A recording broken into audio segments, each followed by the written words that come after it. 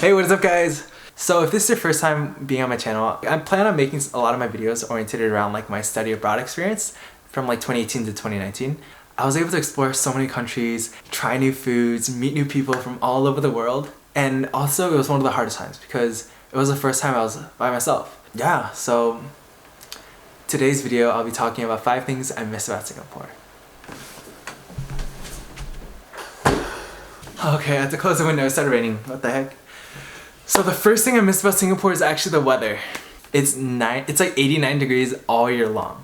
I literally just wore shorts and t-shirts. That's like the fashion there in Singapore. The weather was so nice. Like every single weekend, my friends and I would plan either to go to the beach, to go hiking, check out the city, go to the zoo, knowing that the weather would be nice. It like made my weekend so much more exciting. That was one of the biggest reasons why I wanted to go to Singapore, because literally all the countries around Singapore as well, the weather is so beautiful and there's like beaches everywhere. And my second thing that I really missed from Singapore was the food. So, oh, the food, it was so good. So Singapore, they have something called hawker centers. So what are hawker centers, right? Imagine like food trucks that are like blasted into the wall. And there's like a cafeteria or like a food plaza. See, when I say like cafeteria, like for some reason, like in American context, it can bring down the quality of the eating area because it's like associated with like middle school kids or like elementary school kids cafeteria. But it's like a place where locals can come together and just have a drink or just share a meal and just be social with one another. Like that's like one thing that you can't really get here in America, where there's like an open place or like a food, I mean there are a couple of food plazas, but you're gonna have to like drive there. But like Singapore, if you just walk 10 minutes, you're bound to like hit one up. And every single hawker center, there was like, the foods were pretty, like, the types of food were pretty similar. There was always like an Indian restaurant or like an Indian stall. There's like a noodle stall that has like seafood broth, like fish broth. And then there's like a chicken rice or like a duck rice. And then there's typically like chili crab. And there's like mala. And then there's like economic rice. This is like my favorite thing. I ate this like every single day for I think over like 3 months. What they do is they grab rice, and they grab a bowl. They scoop a bowl of rice, put it on a plate, and there's gonna be like a couple like dishes laid out, and you just say, hey, like, can I get like mixed vegetables or spinach? And they'd be like, yes. And then it sounds really bad, but it's also really good. And then you can get like chicken, boom, and then they like hand it over to you, and it's like $1, like $1.50 or something like that every single time. So I'm like, I always went for that because it's like Chipotle, but it's like Asian style. I don't know what else is it. There's sometimes like Korean. I wasn't really a fan of. It just tasted different from what I grew up tasting, so I didn't really go for that. And then I think there's like American sometimes or something, like, or Japanese. Singapore is like known as a melting pot, so like their food is also like so diverse. I think like 33% of Singapore is like diverse. Like they're not Singaporean. So okay, so the third thing I miss about Singapore is how clean it was and like how economically friendly it was and like environmental it was. Like Singapore, you're literally surrounded by greens. They call it like the city's in the center of Singapore, and then everything around is sort of like rural. Like Singapore, it wasn't like trees outside, it was like a freaking jungle. They were so clumped that you can't walk through them. Like trees, you know, you can like dodge, and like the leaves are up here, but like these you gotta like have a machete. Like we saw like wild boars on campus. They were like monkeys. Oh yeah, my friend saw like a 13-foot snake, and it was just chilling on like the middle of the road. I know squirrels are something that's really cool when people visit America.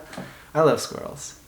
Yeah, Singapore is super clean. Like littering is like, you can get a ticket for that. They're known for like not having gum because people can get like, that's like literally illegal to like sell gum there in like large amounts, just because like, you know when gum it stains the ground, there's like this black circle. Cigarette buds you never see anywhere. The air was so fresh. I feel like I have like a third lung just from how clean the air was. So the fourth thing I miss about Singapore is their public transportation. They actually make the process of getting a license and owning a car and like the whole package of like having a car very expensive. I like leave the prices comparison here, and I think like to import oil it's like pretty expensive, and it literally just takes 30 minutes to drive from one side to the other. So like most people just take public transport. And I think because most people do, their public transportation is so well developed and so efficient. And buses can take you from one side of Singapore to the other side just for like $5-6. And even if you just want to go from like one side to the city center, I think it comes out to like $3. Man, I'm tired. Honestly, I shouldn't make videos late at night. I think that's what I realized. Whenever I make videos at night, my tone starts slowing down. My brain is like getting ready to go to bed. And my words start slurring a bit. What was I talking about? Okay, public transportation, it was phenomenal because as a foreigner, the last thing you want is a complicated public transportation system. I heard like in Italy, there's like no tickets, there's like no map, you just literally just jump out of the bus. So yeah, public transportation was the fourth thing I miss. So the fifth thing I missed from Singapore was the people / like the culture-ish, I'd say. So Singapore, the people were so nice. Like I had so many interactions with like elders where they weren't able to speak as much English as I did, and I would just smile at them and like nod my head and be like, yes, can I get like number 1, number 2, and they would like smile back, and it like reminded me of like my grandma and how much they value like a community in Singapore. You don't really get that here in America. America's like very individualistic, but like yeah, there's like some aspects of that in Singapore as well. Like the culture, it was much more on the conservative / reserve side. People typically kept to themselves, were more quiet. But if you ask for help, if you ask them a question, any local, I'm telling you, any local, they're always willing to help you. It taught me that, hey, like some people are willing to help you out, and sometimes all you gotta do is ask. Maybe it's because like there's so many rules and everything is so strict. But yeah, that's like the 5 things I really miss from Singapore. Yeah, that's today's video. Thanks for sitting with me and listening. What happened to my tone? What the heck is happening to my tone? Like I think since it's late, I'm telling you, like my brain is just going like autopilot and I do not know what I'm saying. But leave a like, share this video, and subscribe if you guys are interested in hearing my travel stories or my self-development journey. Alright, bye guys.